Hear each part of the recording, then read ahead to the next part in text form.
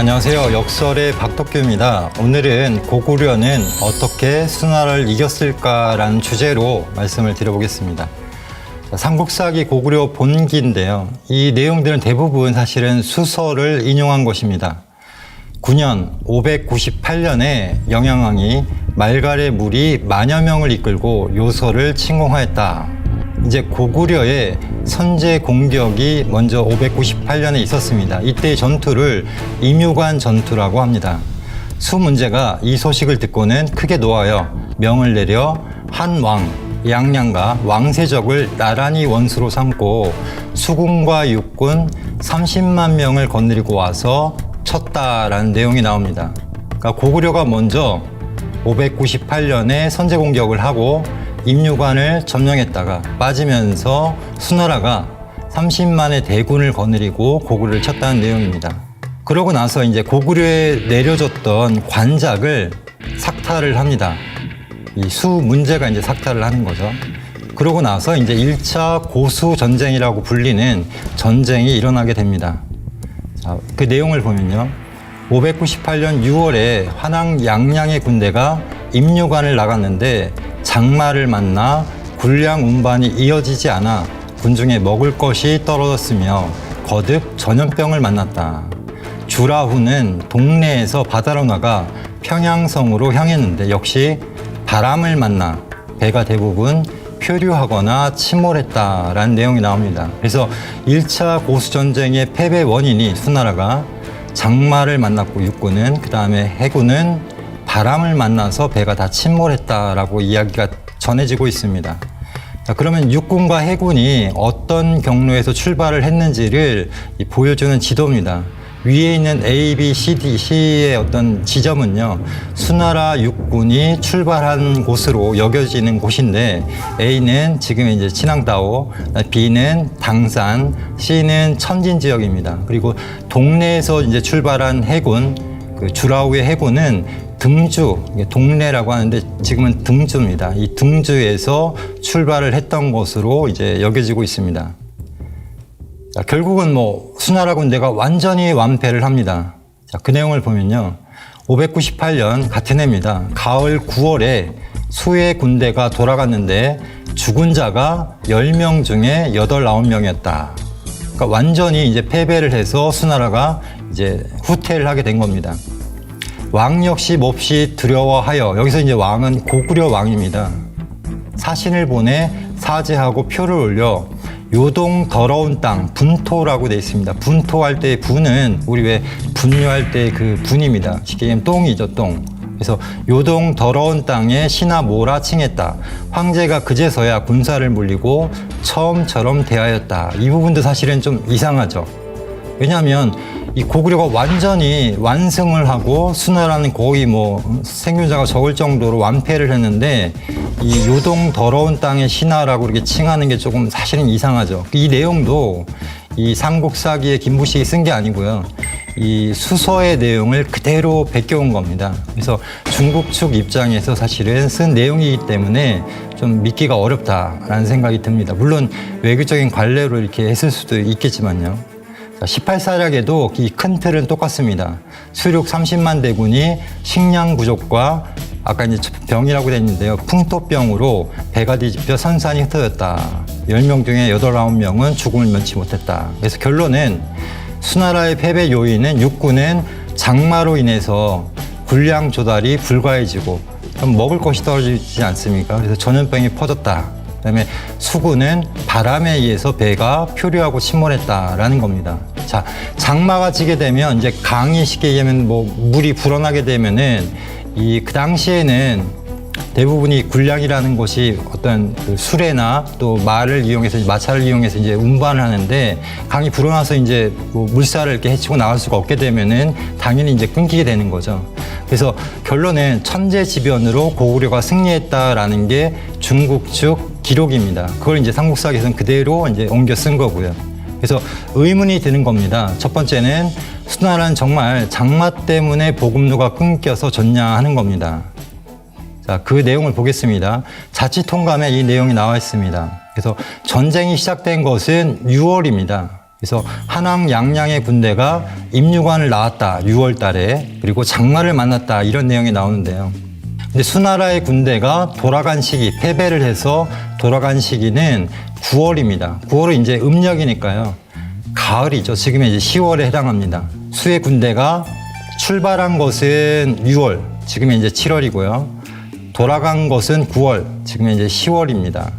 자, 그러면 장마가 언제냐? 우리나라의 장마는 6월 말부터 7월 말까지입니다. 그래서 직장 다니는 분들은 이 7월 말에 장마가 끝나고 나서 이렇게 휴가를 가게 되죠. 여름 휴가를. 그래서 7월 말이나 8월 초 장마 기간을 피해서 사실은 휴가를 갑니다.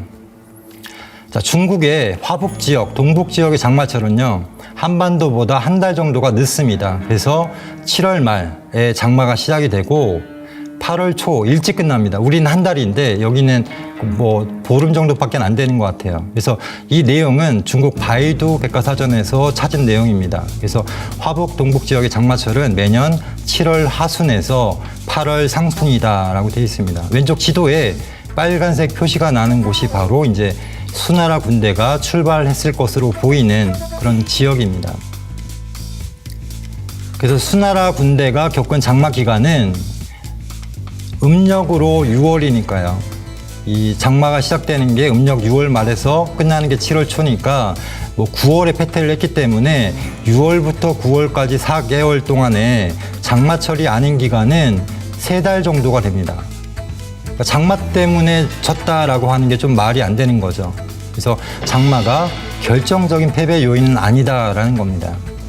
두 번째로 수나라가 장마로 인해서 군량이 끊겼다, 뭐 어려움을 겪었다라고 하면 고구려도 마찬가지 상황이었다는 겁니다. 세 번째로 그럼 고구려는 어떻게 보급로를 끊었을까? 장마 기간은 이제 한 달도 안 되니까요. 그 나머지 기간 동안에 계속 사실은 보급로를 이렇게 끊는, 그리고 보급이 잘 안 되게 되는 그런 상황이 있었을 거고, 그런 과정에 대해서 한번 의문이 들고 알아보도록 하겠습니다.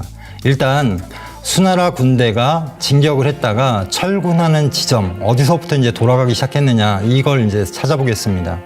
수서에 보면은 양랑 열전에 보면 요수에 이르렀다라고 되어 있습니다. 요수에 이르러 전염병을 만나 이기지 못하고 돌아왔다라고 되어 있습니다. 그래서 요수는 지금 이제 요하로 보통 보고 있습니다. 근데 이 당시만 해도 사실은 이 요수가 정말 지금의 요하냐, 그건 정확하게 알기는 어렵지만 지금 요하로 보고 있기 때문에 요하로 이렇게 보게 되면 빨간색으로 표시한 지점입니다. 지금 이제 영구죠. 금주 옆에 영구 쪽인데요. 그 다음에 이 왕세적 열전을 보면은 똑같은 수서지만 왕세적 열전에는 유성에 이르러 전염병을 만나 돌아갔다라고 되어 있습니다. 유성은 지금 조양으로 보고 있습니다. 그래서 이 내용들을 보면요, 이 참고를 해야 될 게 뭐냐면 이 1812년에 일어난 나폴레옹의 러시아 원정 사건입니다. 이 나폴레옹의 러시아 원정은 이 당시에 이제 프랑스의 정권을 완전히 장악하고 나폴레옹이 이제 러시아로 이제 공격을 하는데 처음에 출발했던 인원이 뭐 40만 명, 60만 명 이게 조금씩 다른데요. 저는 40만 명으로 이렇게 봤습니다. 그래서 40만 명 정도가 출발을 하는데 왼쪽에 이제 그림에 넓게 분포한 게 당시에 이제 병력 수입니다. 근데 오른쪽으로 가면서 점점 좁아지죠. 그래서 이 결국 모스크바에 도착한 것은 10만 명밖에 안 됩니다. 그리고 다시 프랑스로 돌아왔을 때는 거기에 10분의 1, 1만 명 미만이 귀환을 했습니다. 마치 이제 수나라랑 비슷한 상황이죠. 그래서 이 처음 출발을 했을 때는 6월 달이었다고 합니다. 양력 6월이죠. 그래서 이 아직 더위가 본격적으로 오기 전에 출발을 했는데 예상 외로 폭염이 막 일어나고 또 러시아 모스크바까지 가는 길이 굉장히 멀죠. 그러다 보니까 중간에 폭염을 만나면서부터 행군이 지체가 되고, 그리고 이 모스크바에 도착했을 때는 벌써 10월 달이 됐어요. 그러니까 겨울로 들어선 거죠. 이 과정 속에서 이 뭐 전쟁다운 전쟁도 제대로 못하고 이 패배를 해서 돌아오게 되는데요. 보통 이 나폴레옹이 러시아 원정에서 패배 요인을 폭염이나 추위, 전염병, 탈영 이런 요인으로 인해서, 기후로 인해서 진 걸로 이야기를 하지만 사실은 그렇지가 않습니다. 그 내용도 이제 이 수나라 이 고구려 전쟁에서 살펴보겠습니다. 그래서 결론은 수나라 군대가 진격을 했다가 돌아간 곳이 요하 또는 유성인데요. 이게 참 아이러니한 게 뭐냐면 이 왼쪽에 있는 지도는 지금 교과서에 나와 있는 고구려의 영토입니다. 잘 보시면 왼쪽에 장수왕의 평양천도라고 써 있는 박스 위에가 바로 요하 이쪽입니다. 그래서 요하의 그 바다로 나가는 그쪽이 이제 영구 쪽인데요. 거기까지가 고구려 영토였다는 겁니다. 근데 수나라 군대가 와서 돌아간 곳은 이 요하 또는 유성이잖아요. 그러니까 고구려 땅은 밟아보지도 못하고 돌아갔다는 얘기가 돼버리는 겁니다. 그래서 고구려 영토가 여기가 아니었다는 거죠. 더 훨씬 서쪽으로 와야만 됩니다. 그래서 이 내용도 사실은 조금만 문제의식을 갖고 보면은 이게 지도가 잘못됐구나. 지금 교과서에서 가르치는 그걸 이제 알 수가 있는 거죠. 그 다음에 네 번째 의문은 뭐냐면 당시 수나라 수군이 정말 바람, 태풍을 맞아서 표류했을까 하는 겁니다. 그래서 찾아봤습니다. 기상청 홈페이지를 가보면 태풍의 진로가 이렇게 통계로 이렇게 나와 있습니다. 1977년부터 2023년까지 최근이지만 그 50년 동안의 태풍의 진로를 보면요. 고수 전쟁이 일어났던 바레만 유역 쪽으로는 태풍이 안 올라가고 있죠. 기껏해야 하나 정도가 산동반도 밑까지 이렇게 딱 올라갔다가 맙니다. 그래서 대부분의 태풍은 일본 열도나 한반도 쪽으로 빠지지 이 바레만까지는 올라가지 않고 있습니다. 그다음에 계절풍, 바람 같은 경우도 오른쪽에 보시면은 여름에는 이 바다에서 육지 쪽으로 붑니다. 그렇기 때문에 이 밖으로 부는 이 겨울에 부는 그런 바람이 아니기 때문에 이것도 마찬가지로 뭐 표류를 하거나 그럴 확률이 굉장히 적어지죠. 그래서 이 똑같은 의문을 이제 단재 신채호 선생도 했고, 그래서 이런 얘기를 했습니다. 조선삼국사에 보면은 수서와 삼국사기의 기록을 신임할 수 없다. 사실 이제 삼국사기는 수서의 내용을 그대로 뺏겨 쓴 거지만, 그래서 대동운해나 서갑장록 같은 지금은 이제 자료가 없습니다. 그래서 이런 자료를 인용을 해서 이런 내용을 이야기했습니다. 요서총과 위충과 고구려가 접전을 하고 거짓으로 패해서 임유관까지 후퇴를 했다. 그러니까 임유관이 고구려의 마지막 경계가 아니고요. 그 서쪽으로 훨씬 더 있었는데 임유관까지 일부러 후퇴를 했다는 겁니다. 고구려군의 도발 소식을 들은 수문제가 대노해서 30만 대군을 발진해서 고구려를 침공했다. 그래서 뭐 임유관을 공격하게 하고 수군의 주라오는 바다로 나오게 했다는 기록이 있는데, 이때 주라오는 평양으로 향한다는 것은 이제 헛소문이다. 그건 헛소문이고 실제로는 양곡을 수송해서 군량을 데워줄 목적이었다라는 겁니다. 자, 그럴 수밖에 없는 이유가 뭐냐면요. 자, 이 둥주에서 출발을 해서 가는데 등주가 굉장히 후방이죠, 사실은. 만약에 천진이 출발점이라고 해도, 육군의 출발점이라고 해도 등주는 상당히 후방입니다. 근데 후방에서 출발할 이유가 만약에 군사적인 목적이고 공격이라면 없죠. 후방은 안전한 곳이잖아요. 안전한 곳에서 할 수 있는 가장 좋은 일은 뭐냐면 군수 물자를 조달을 하는 거죠. 그러니까 이 수군의 목적은 공격보다는 이 군량을 수송할 목적으로 이 출발했다라는 겁니다. 그 다음에 강희식 장군이 나옵니다. 그래서 이것도 사실은 조금 논란이 있는데요. 고구려 수군을 보내서 바다에서 수나라 수군을 대파시켰고 자신은 성곽을 굳게 지켜 출전치 아니하였다. 이해하면서 이제 그 수나라 수서의 기록을 그대로 이제 이야기를 했습니다. 근데 이 강희식 장군 같은 경우도 사실은 또 기록에 보면은 원래는 수문제와 함께 수나라를 통일하는데 공헌을 했다가 고구려에 기여한 걸로 돼 있습니다. 그래서 그 기여한 시점에 대해서 이제 사서마다 조금씩 다른데요. 이 신채호 선생은 이때 이미 고구려에 기여를 했고 고구려에 맞서 싸웠다라고 돼 있는데, 제가 좀 자료를 찾아보면은 수문제 때 이 임유관 전첩 때 이 고구려에 기여한 게 아닌가 이런 생각을 사실은 하고 있습니다. 이 고구려의 전쟁의 어떤 전략은요, 크게 보면은 청야작전입니다. 그래서 청야, 이포, 이일대로라고 하는데요. 들을 깨끗이 하고, 그러니까 식량이나 이런 것들, 군수 물자가 될 수 있는 것들을 다 가지고 어디로 가냐면 고구려는 산성을 지어놨습니다. 그래서 산성으로 들어가게 됩니다. 어떤 다른 나라가 침입을 해왔을 때 선봉대가 먼저 도착을 하면 나가서 싸우지 않고요. 웬만하면 그 선봉의 예단이 너무 강하기 때문에 성을 굳게 지킨 후에 지쳐서 돌아갈 때쯤 성 밖으로 나가서 추격을 해서 격퇴시키는 그런 전략을 많이 사용을 합니다.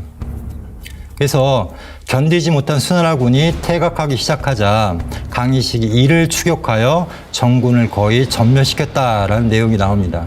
그러니까 기후 때문이 아니라 이 장마나 태풍 때문이 아니라 고구려군의 작전에 의해서 전략에 의해서 승리를 했다라고 보는 것입니다. 자, 그 다음에 이제 2차 고수전쟁이 벌어지게 됩니다. 이 수 문제를 그 아들인 수양제가 이제 무너뜨리죠. 사실은 처형을 합니다. 죽인 다음에 자신이 이제 그 왕권을 잡고 황제에 오르고 나서 이제 고구려를 다시 침공을 합니다. 근데 이때는요, 어마어마한 병력과 이 군수물자를 동원을 합니다. 그러니까 1차에서 완전히 패배를 했기 때문에 2차에서 이제 완전히 작심을 내서 이 병력이 113만 명이고요. 그다음에 그 다 합치면 200만 명 정도가 됩니다. 그리고 이 군수물자나 어떤 군사가 출발하는 데만 해도 40일이 걸릴 정도. 그리고 그 행렬이 몇백 리에 걸치고 군수물자를 동원하는 배가 뭐 1000리에 이르렀다. 이럴 정도로 뭐 유례가 없는, 역사상 유례가 없는 그런 대규모 병력을 동원을 해서 고구려를 칩니다. 그게 바로 이제 2차 고수 전쟁인데요. 이때는 612년입니다. 근데 이 내용에서 중요한 대목이 있어요. 뭐냐면, 자, 고구려의 작은 무리들이 혼미하고 공손하지 못하여 발해와 갈석 사이에 모여들면서라고 돼 있어요. 이 내용은 뭐겠습니까? 발해와 갈석까지가 사실은 고구려의 영역이다라고 볼 수밖에 없는 것이죠. 그러니까 아까 이 고등학교 교과서에 요하까지가 고구려의 영역이었다라는 것은 잘못된 겁니다. 근데 이 내용이요, 당태종도 똑같은 말을 합니다. 발해와 갈석 사이. 자, 그래서 수의 군대가 이제 요수를 건너서 요동성을 포위를 하는데요. 그게 2월입니다. 이제는 봄에 이제 출발을 했어요. 근데 5월 달까지 3개월 동안을 요동성을 지켜냅니다. 그러니까 계속 이제 지쳐가는 거죠. 그러니까 수양제가 유동성을 행차를 해서 장군들을 목을 베겠다, 뭐 이렇게 심한 말을 하니까 장군들이 다 이제 사색이 됩니다. 네오와의 군대가 패수를 통해서 평양 근처까지 들어와서 이제 승리를 하게 됩니다. 근데 이마저도 사실은 또 이제 나중에 이 먼저 섣불리 공격을 하다가 고구려군에게 이제 참패를 하고 이제 쫓겨나는데요. 그다음에 이제 6월 달에 또 수의 군대가 압록수 서쪽에 주둔하다 이렇게 돼 있습니다. 자, 이 내용을 보면 아, 지금의 압록강 아닌가라고 생각하실 텐데요. 그게 아니고요.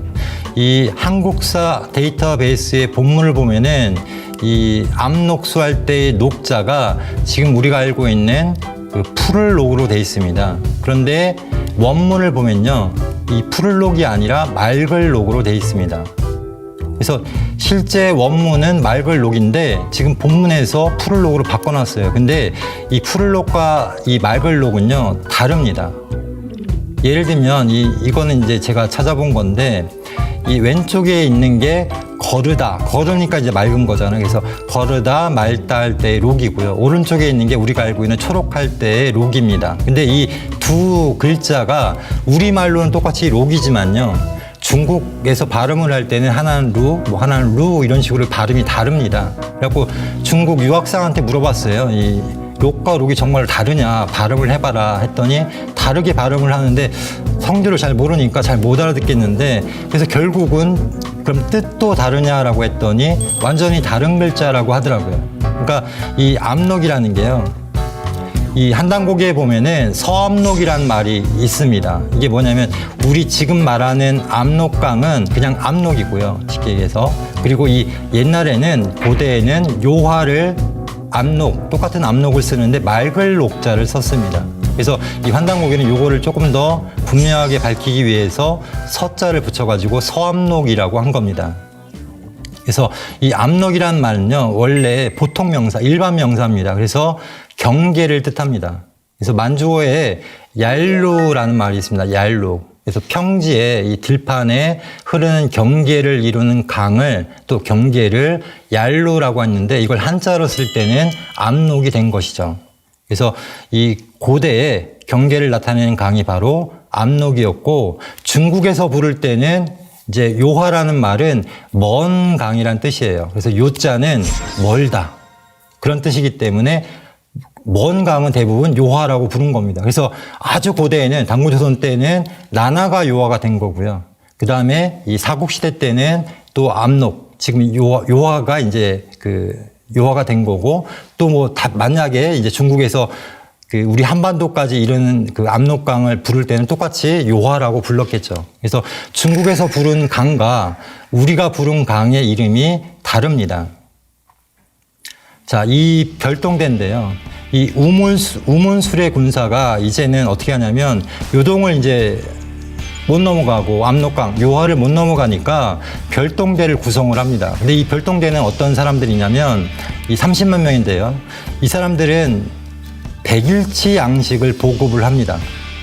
자, 본진이 이제 움직이면 1차 전쟁처럼 이 보급로가 끊어지게 되면은 너무 길어서 끊어지게 되면은 또 보급 문제 때문에 또 이제 폐할 가능성이 크기 때문에 아예 소수라고 해도 30만인데요.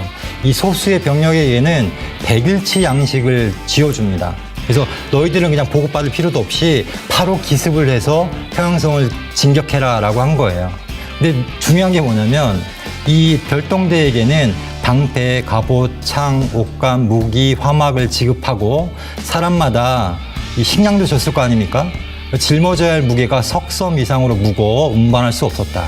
석섬은요, 이 100kg가 사실은 넘습니다. 그러니까 아마 굉장히 무거웠던 것 같아요. 그러니까 그걸 짊어지고 가려니까 얼마나 힘들겠습니까? 그러니까 중간에 자꾸만 땅에 파묻어요. 몰래. 너무 무거우니까 움직일 수가 없잖아요. 근데 그 파묻으면 또 죽인다고 하는데도 파묻습니다. 살려고. 그러니까 사실은 좀 말이 안 되는 상황인 거죠. 근데 할 땐 별동대가 공격을 합니다. 그래서 그 내용이 나오는데요. 땅을 파고 그것을 묻었다. 겨우 행군이 중간 지점에 이르렀는데 양식은 다 떨어지려고 했다. 중간도 못 가고 벌써 이제 양식이 없는 상황까지 접어들게 된 겁니다. 이때 이제 을지문덕이 적군을 이제 쉽게 얘기하면 적진의 어떤 동정을 살피기 위해서 스스로 이 진영으로 갑니다. 그러면서 이제 거짓으로 항복을 하는데요. 그 내용이 나옵니다. 612년 6월에 왕이 대신 을지문덕을 보내 그 진영에 가서 거짓으로 항복하게 하였는데 실제로는 허와시를 살피고자 한 것이었다.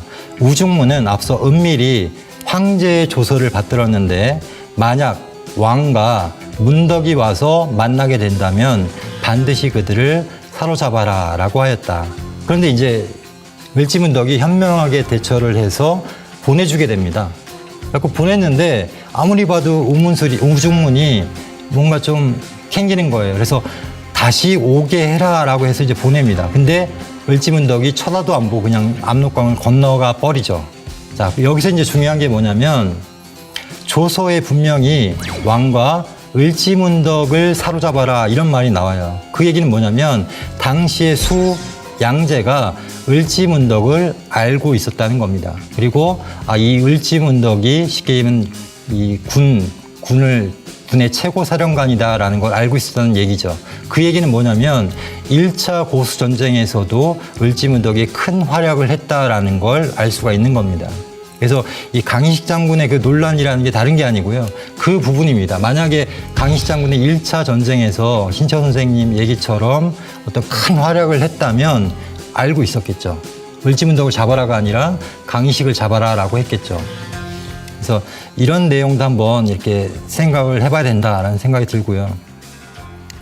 자, 그래서 우중문과 우문술은 이미 을지문덕을 놓쳐 내심 불안하였다. 우문술은 양식이 다 떨어져 돌아가려고 했으나 우중문은 정예 병력으로 을지문덕을 쫓으면 공이 있을 수 있다고 주장하였다. 그래서 자장과 우장인데요.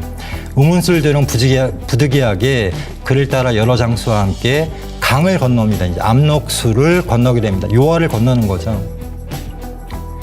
을지문덕은 우문술의 군사에게 굶주린 기색이 있음을 보았으므로 그들을 피곤하게 하고자 싸울 때마다 번번이 달아났다. 그래서 7번을 싸워서 이제 계속 이제 일부러 패하는 겁니다. 거짓으로. 그러니까 더 쫓아오는 거죠. 눈에 지금 이기고 있는 게 보이니까요. 아, 별거 아니구나 하면서 계속 쫓아가는 겁니다. 이때 마침내 동쪽으로 나아가 살수를 건너 평양성에서 30리 떨어진 곳에 산을 의지하여 진영을 쳤다. 이제 수나라 별동대 중에서도 정예 병력이 이제 평양성 30리 떨어진 코앞까지 이제 다다른 겁니다. 자, 그런데 이 동쪽으로 나아가라는 말이 중요한데요. 우리가 보통 학계에서는 이 살수를 청천강이라고 이야기를 합니다. 자, 그런데 압록강에서 청천강까지 가는 건 좋아요. 근데 이 청천강에서 평양으로 갈 때는요, 동이 아니라 남쪽으로 가야 됩니다. 남쪽으로. 그러니까 이 동으로라는 말이 잘못된 거죠. 아니면 이 청천강이 살수가 아니라는 겁니다. 실제로 이 복기대 교수님은 이 인하대 고조선연구소나 그 외에 이제 여러 학자들은 이 살수가 청천강이 아니라 호나라고 하는 설을 제기하고 있습니다. 그래서 이 호나와 그리고 이 요양이 이제 원래 장수왕이 천도한 평양이 지금의 대동강 평양이 아니라 요양으로 이제 보고 있는데요.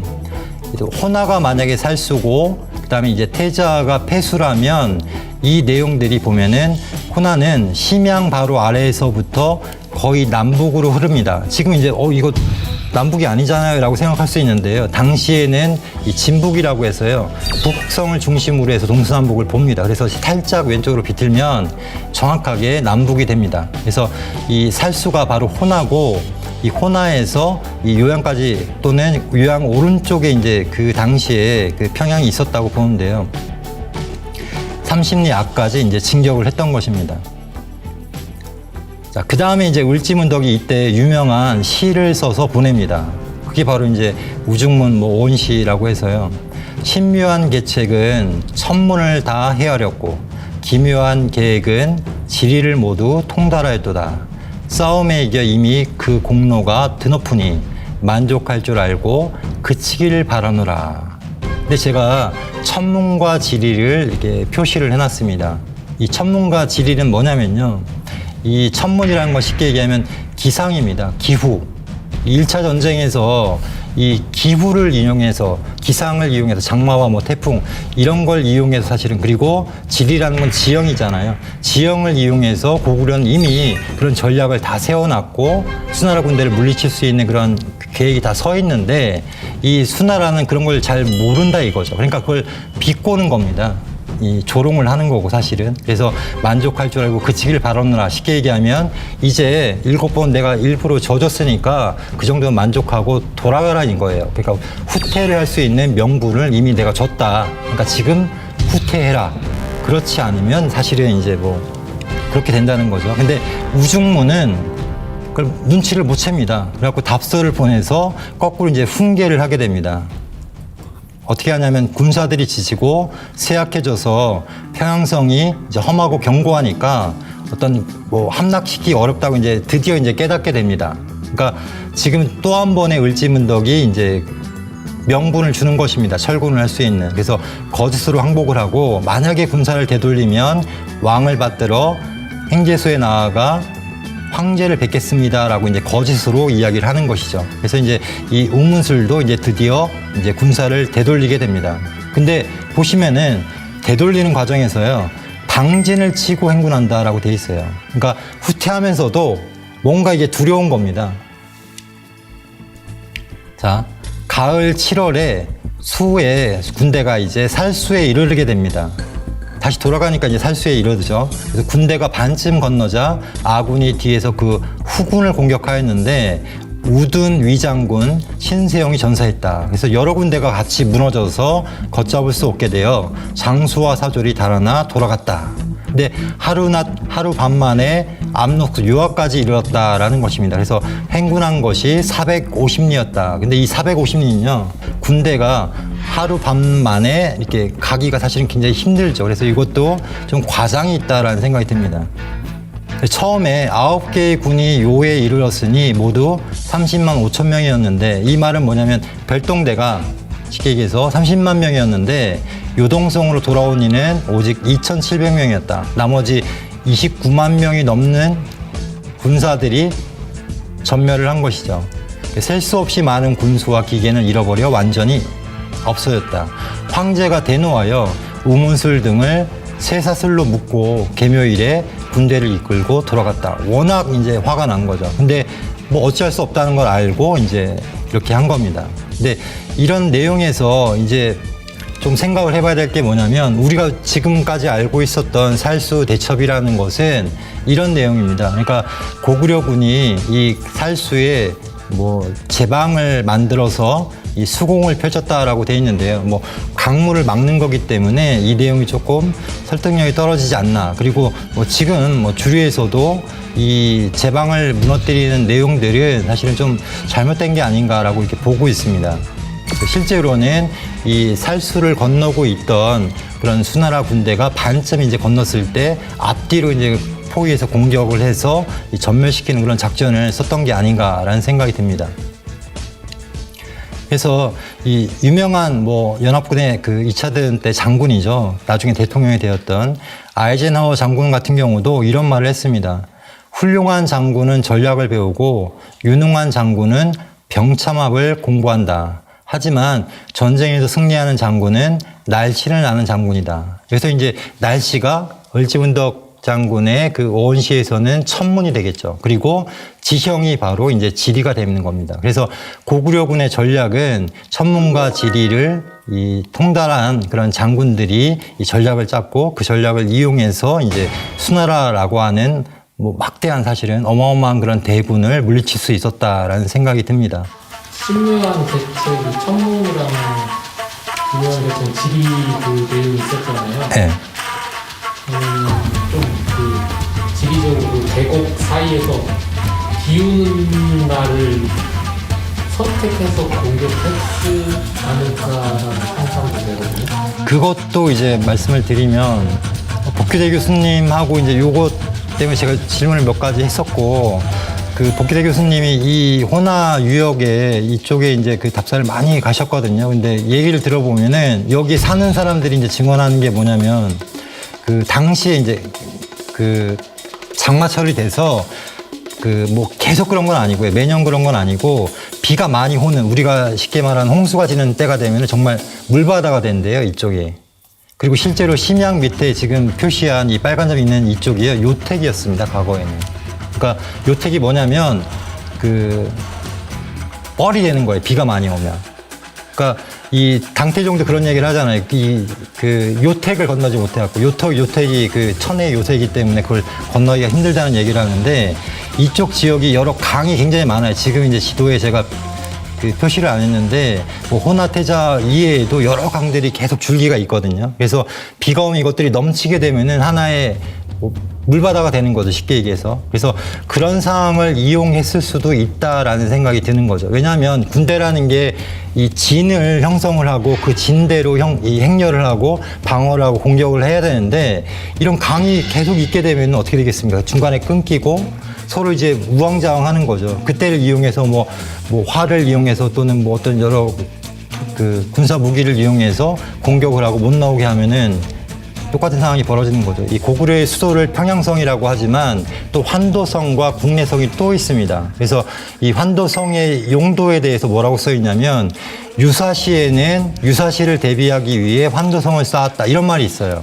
그러니까 환도성은요 그냥 환도성으로만 나오지 않고 산성이라고 하는 표현도 많이 나옵니다. 그래서 환도 산성이란 말이 있거든요. 그러니까 이 평양 근처에 이 유사시에 피난해서 거기서 이제 그 항전할 수 있는 그런 성을 쌓는데 그 성은 굉장히 험난한 거죠.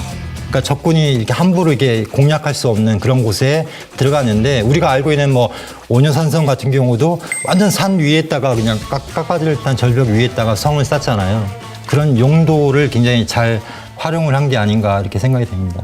예, 그래서 오늘은 이 삼국사기에 있는 기록에서 사실은 제가 의문이 든 건 뭐냐면 이 고구려가 완전히 승리를 했는데도 불구하고 어떻게 보면 굴욕적인 그런 조서를 이렇게 그 보냈던 표를 올렸던 그런 내용들이 의문이 들어갖고 찾아봤던 거고요. 그리고 사실은 이 기후 환경을 공부하다가 이 내용들이 굉장히 좀 생각해보고 또 또 한번 이렇게 되짚어 볼 수 있는 그런 내용인 것 같아서 이 말씀을 드렸던 것이고, 우리가 그냥 단순히 역사서에 나와 있는 내용들을 지금의 시각으로 또는 어떤 그 출처나 원래의 진실을 이렇게 잘 모르는 상태에서 보게 되면은 그걸 알 수 없는 그런 것들이 있기 때문에, 단재 신채호 선생 같은 경우도 이 삼국사기를 보더라도 그 문맥 안에서 이게 진짜 진실이 무엇일까, 본래 뜻이 무엇일까, 이 전후의 과정이 어떤 과정을 거쳤을까를 이 선생 나름대로의 그런 여러 사료들을 종합을 해서 분석을 해서 결론을 이야기했기 때문에 이런 내용들을 사실은 역사를 보는 눈은 정말 다양한 시각으로 단순히 그냥 문헌에만 집착을 해서 문헌에만 이렇게 연구를 해서 볼 것이 아니고, 여러 뭐 기후라든지 환경이라든지 경제라든지 또 역사 같은 경우도요, 제가 이렇게 공부를 하다 보면 느끼는 게 뭐냐면, 복기대 교수님이 처음 얘기했던 게 뭐냐면 경제를 먼저 이렇게 공부를 하는 게 좋다라고 얘기를 해서 이해를 못 했었어요. 근데 역사를 계속 공부하다 보니까는 그 말이 맞는 거예요. 이 전쟁이라는 것도 왜 수양제가 113만 거의 200만에 가까운 그런 병력을 동원할 수 있었냐. 당시에 계속 풍년이 들었습니다. 그리고 운하를 받고 뭐 이런 과정에서 이 충분한 어떤 국력이 축적이 됐고 이제 고구려를 칠 때가 됐다라고 판단을 했기 때문에 쳤던 거고요. 나름 수양제도 어떤 전략을 가지고 했었지만은 고구려를 이겨낼 수 없었던 그런 사정이 있었던 걸로 이렇게 보입니다. 그래서 우리가 그냥 전쟁사니까 어떻게 보면은 조금 다른 이야기로 이렇게 비춰질 수가 있겠지만은 이 기록상에 있는 것들을 그 진실을 찾아가는 어떤 문제의식을 가지고 다각도로 볼 수 있는 그런 눈을 한번 이렇게 갖는 의미에서 이 보수전쟁의 이 경과들을, 진실들을 살펴보는 그런 시간을 가졌습니다. 네, 오늘은 이렇게 마치도록 하겠습니다. 감사합니다.